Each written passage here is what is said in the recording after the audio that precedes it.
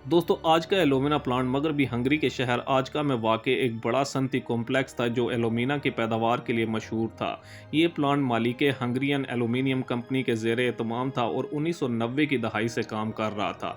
Alumina बनाने के अमल में बेतहाशा मिकदार में रेड स्लज नामी जहरीला फुजला पैदा होता है, जिसे प्लांट के करीब बनाए गए बड़े बड़े डैमों में जमा किया जाता है।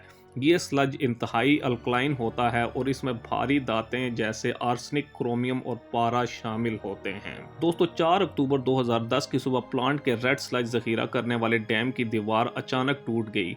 ये डैम 35 मीटर ऊंचा था और इसमें तकरीबन 10 लाख क्यूबिक मीटर जहरीला मादा जमा था।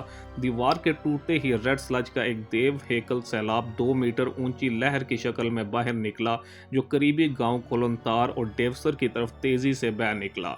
ये लहर 40 किलोमीटर फी घंटे की रफ्तार से फैली और घरों, सड़कों और खेतों को अपनी लपेट में ले लिया। दोस्तों स्लज की लहर ने गांव के घरों को मुकम्मल तौर पर तबाह कर दिया। कई खानदान अपने घरों में ही फंस गए, जबकि कुछ को लहर ने बहा लिया।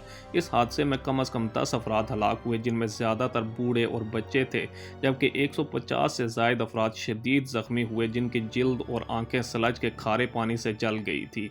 कुछ मुतासिरीन को अस्पताल में दाखिल करना पड़ा, जहां इन्हें फौरी तौर पर केमिकल बर्नर का इलाज दिया गया। दोस्तों जहरीले स्लज ने 40 मुरबा किलोमीटर के इलाके को अपनी लपेट में ले लिया। ज़मीनी पानी और करीबी दरिया मार्कल का पानी आलूदा हो गया, जिससे आबी हयात मरने लगी। स्लज की खरारियत ने मिट्टी को बंजर बना दिया, जिससे ज़राअत तबाह हो गई। जबकि सबसे बड़ा खतरा ये था कि स्लज का जहरीला मवाद दरियाई डेन्योक तक पहुँच सकता था, जो यूरोप का दूसरा सबसे बड़ा दरिया था। हंगरी की हुकूमत ने फौरी तौर पर दरिया के किनारों पर तेजाब कुछ मादे छिड़क कर इस खतरे को कम किया। दोस्तों हादसे के फौरन बाद हंगरी की हुकूमत ने हंगामी हालत का ऐलान किया। फौज और फायर ब्रिगेड ने इलाकों में रेस्क्यू ऑपरेशन शुरू किए। हजारों लोगों को महफूज मकामात पर मुंतकिल किया गया, जबकि जहरीले मवाद को रोकने के लिए रेत के थैले इस्तेमाल किए गए। यूरोपीय यूनियन ने भी माली और तकनीकी मदद फराम की, जिसमें जहरीले पानी को गैर जहरीला बनाने के लिए केमिकल इलाज शामिल था। दोस्तों तहकीकात से पता चला कि डैम की तामीर में गफलत बरती गई थी। कंपनी ने खतरनाक मवाद को महफूज तरीके से जखीरा करने के बजाय सस्ते और गैर मेयारी तरीके इस्तेमाल किए थे।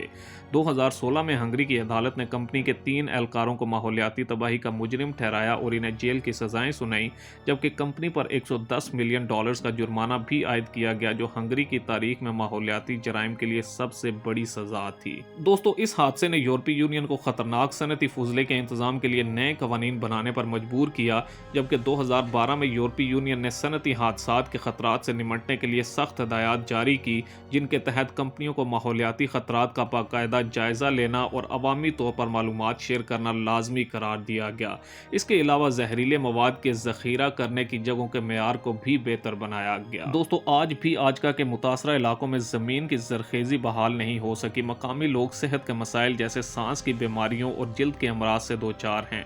हंगरी की हुकूमत ने मुतासरा इलाकों में निगरानी के निज़ाम को मुस्तकिल बुनियादों पर जारी रखा हुआ है। ये सानियात दुनिया को याद दिलाता है कि सनती तरक्की के साथ माहौलियाती तहफ़्फ़ुज़ को नज़रअंदाज करना किस कदर महंगा साबित हो सकता है। आजका की तबाही ने यह सबक दिया कि ख़तरनाक मवाद का इंतज़ाम इंतहाई एहतियात और जदीद टेक्नोलॉजी के साथ किया जाना चाहिए। दोस्तों अगर आपको ये वीडियो पसंद आई हो तो वीडियो को लाइक करें, चैनल को सब्सक्राइब करें, अपने दोस्तों के साथ शेयर करें और मज़ीद ऐसी ही पुरसरार वीडियोज़ देखने के लिए हमारे साथ जुड़े रहें। अगली वीडियो तक के लिए अल्लाह हाफिज़।